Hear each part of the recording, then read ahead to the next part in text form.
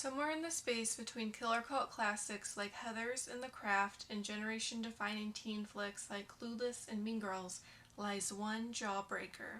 Jawbreaker, released in 1999, cleverly uses high school movie cliches.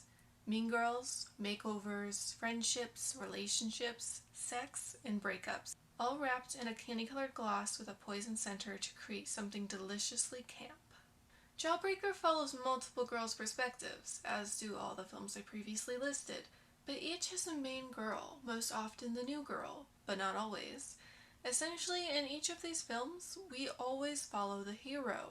Her methods may be questionable at times, her motives sometimes hazy, but deep down, she's a good one. In the words of Veronica Sawyer, she just wants to make her high school a better place. That's not the case with Jawbreaker. Jawbreaker's main character isn't one of the nice girls. It isn't the outcast. It's Courtney fucking Shane, the baddest bitch of them all. Imagine Heathers from Heather Chandler's perspective, or Mean Girls from Regina George's. Courtney is our sociopathic queen. The woman has no redeeming qualities. She's straight up evil, but she is so fun to watch, and I don't know, I might be in love with her a little. And I desperately need her wardrobe. In the words of writer and director Darren Stein, the film is a celebration of the bad girl in a female-dominated world where the males are secondary characters or arm candy, where women have the power and their strength and sexuality are celebrated. With that being said, let's get into the film. And of course, as always, there are spoilers, and I encourage everyone to watch the film first if you haven't already. The movie starts with a voiceover from Fern, the school nobody. The voiceover indicates she's the main character, but that ruins my previous argument, so we're going to move past that. Basically, this is our first hint that Fern is head over heels in love with Liz, Elizabeth Purr, the school's queen. Liz is beautiful, but more importantly, she's kind. Everyone loves Liz. Also in this rule the school clique are Courtney Shane, Marcy Fox, who refers to herself as Foxy, and Julie Freeman. Then we get the true opening of the film on the morning of Liz's birthday. 3 masked people barge into her room and tie her up, one shoving a Jawbreaker into her mouth. Then they carry her out of the house and shut her in the trunk of a car. The 3 assailants turn out to be her best friends, Courtney, Marcy, and Julie. They've quote-unquote kidnapped Liz, because that's just what you do for your besties on their birthday. Although it seems a bit strange, writer and director Darren Stein said this was actually a common thing where he grew up. In an interview with Queerty, Stein said, "I grew up in the Valley.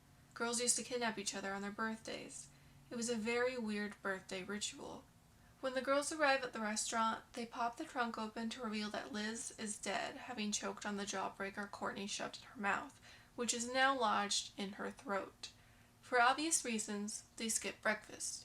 But frankly, I'm surprised by this. I could definitely see Courtney still going to eat because, as we soon learn, she easily carries on like normal, like nothing ever happened. Julie is rightfully upset. Her best friend is dead and Courtney refuses to report it.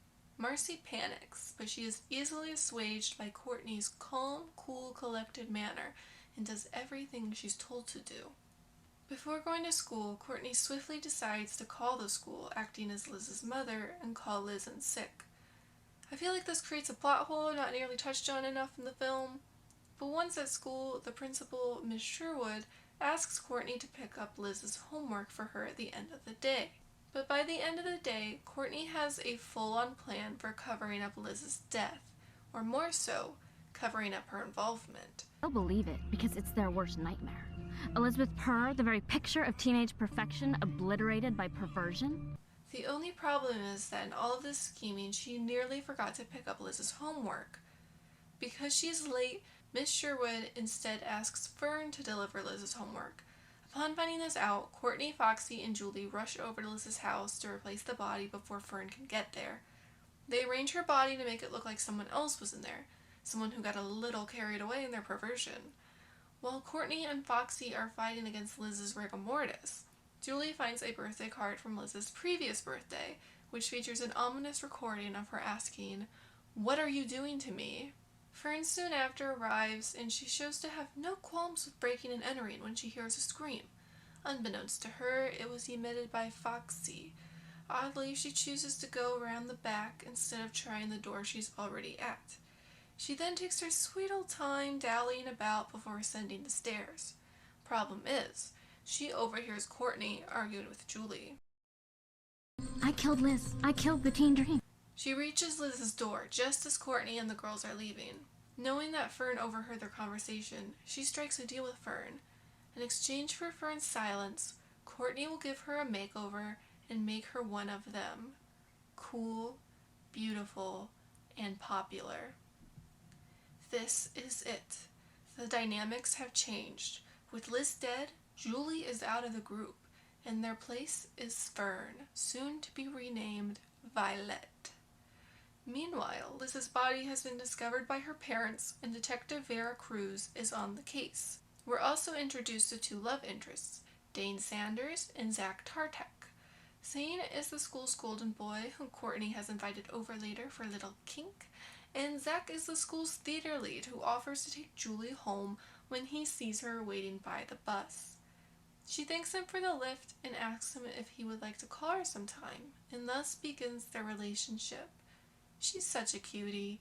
I adore them together. Dane comes over to Courtney's and she persuades him to give oral to a popsicle in a homoerotically charged scene. Here would be a good time to tell you that this film is camp.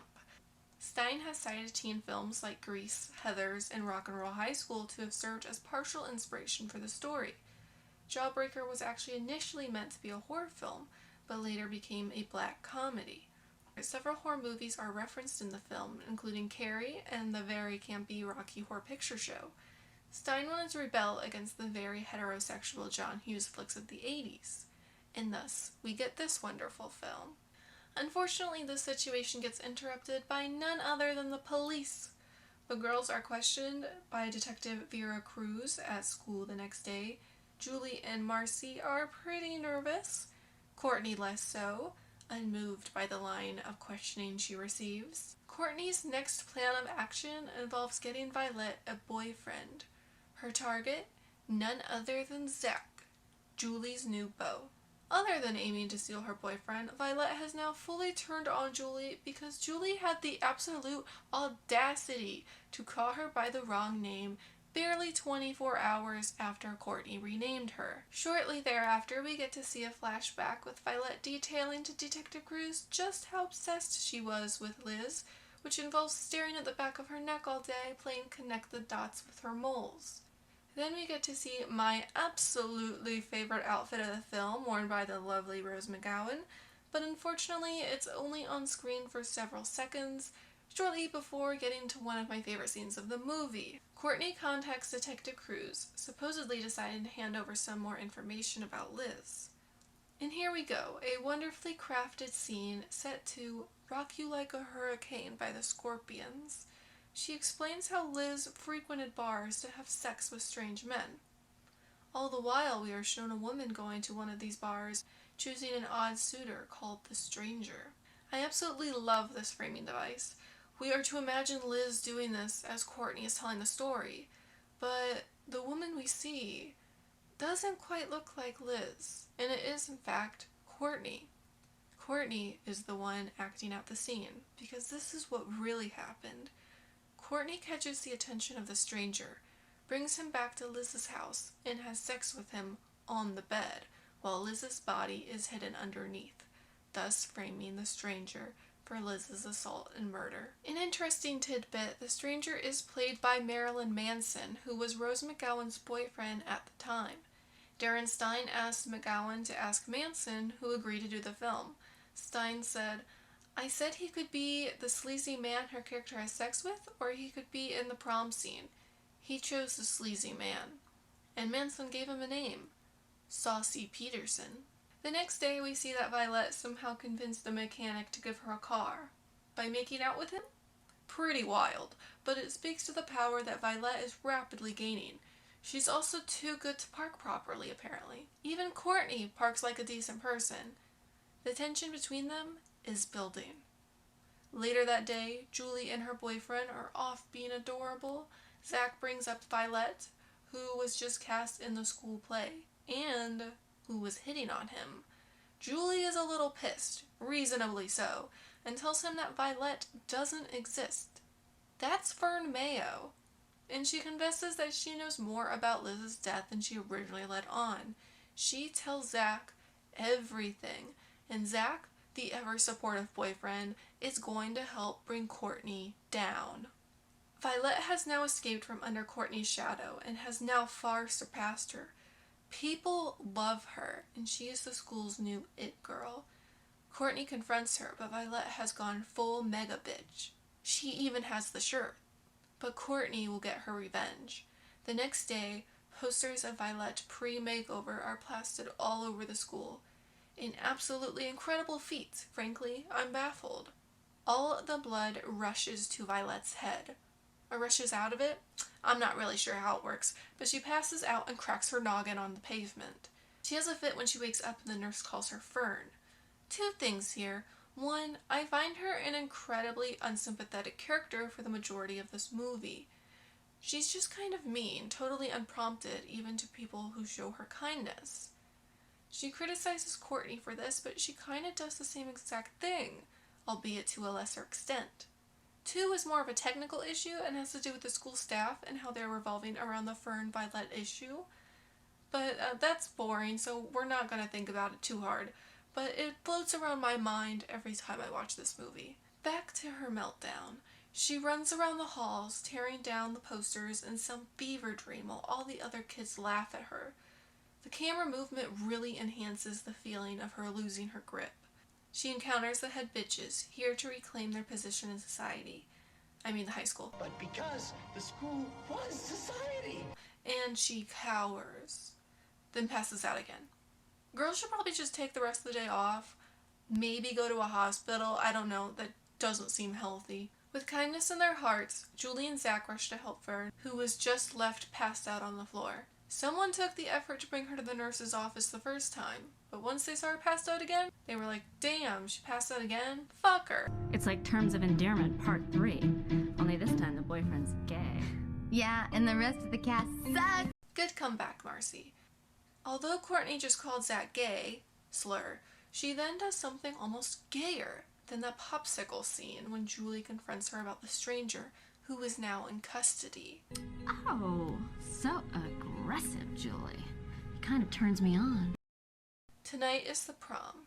Julie plans on staying in for the night when her mom brings her some of Liz's things that Liz's mom had dropped off for her. In the bag, the card. Yes, the card that records messages. And unbeknownst to Courtney, she recorded herself confessing to Liz's murder. Shockingly fast, Julie, Fern, or Violet? I don't really know anymore. And Zach get ready to go to the prom, intent on crashing it with none other than Courtney's confession. Tensions are now escalating between Courtney and Marcy, and Eric Foreman's sister is here.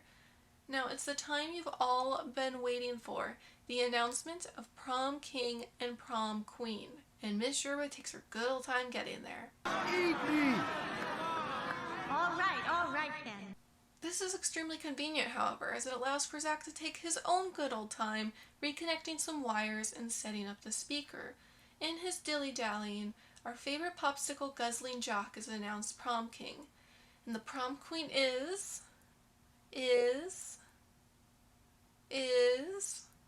our Lord and Savior, the Devil Incarnate, Courtney Shane. Everybody's cheering. Julie and Fern are thrilled. Bro, hurry up! Then the moment we've all been waiting for. Everything has culminated in this cinematic moment. Courtney is up on stage, starting to make a speech when... I killed Liz. I killed the teen dreams. Deal with it. The student body falls silent. They start murmuring among themselves. Dane leaves her, disappointed. Julie blows a kiss to Courtney. The prom crowd begins throwing their corsages at Courtney, berating her as she leaves the stage, shielding her face as she makes her way through the mass of people, her walk of shame, her downfall. Tears run down her face, makeup now smudged. Her hairpiece swirls off of her head, all while continuing to be pelted with flowers. Some of the girls get back in line to yell at her again, and at the end of it, Julie is there to take her picture. Roll credits.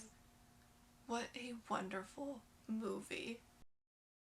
Jawbreaker, like all the best teen movies, is one of a kind, but also fits very nicely into its genre. Darren Stein said, "I remember going to see Mean Girls at the Chinese theater and being a little bit bitter because I felt like structurally it was pretty clear that it was influenced by Jawbreaker. But that being said, without Heathers, there would be no Jawbreaker.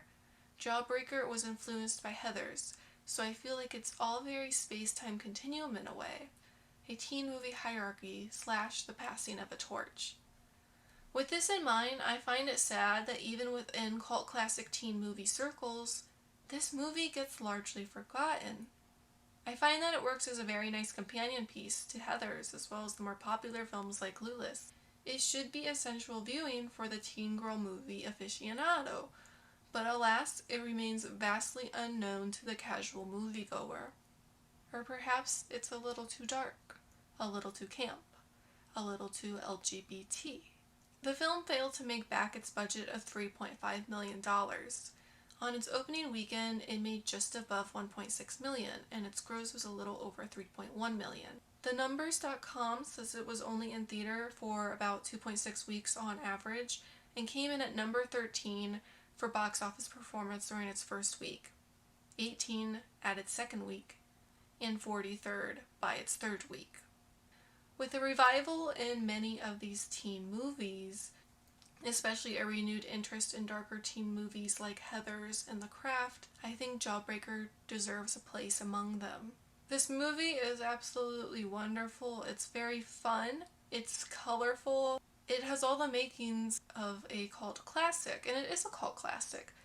But even as a cult classic, it kind of gets pushed to the side. It kind of gets left behind. This is my call to action. I think we should start a Jawbreakers revival. There was a Jawbreakers musical for a while. Apparently it didn't last very long, but I think we should bring that back. I think we should have a Jawbreaker revival. We should not have a Jawbreaker TV show. I think we have seen with the other TV shows that doesn't work out too well. I don't think a TV show is the way to go, but I do hope that within the coming years that Jawbreaker is as well known and loved as Heathers and The Craft and other teen black comedies. So that was that. Thank you very much for watching. This has been Editions of You. If you like this video, I ask you to consider liking and subscribing to my channel, especially if you're interested in seeing more videos like this, because I do plan to make more like this in the future, both on cult classics, forgotten films, and just more popular films. I'd like to talk about everything. I love movies, and if you love movies too, perhaps you'd be interested. And I will see you next time. And as always, thank you for watching.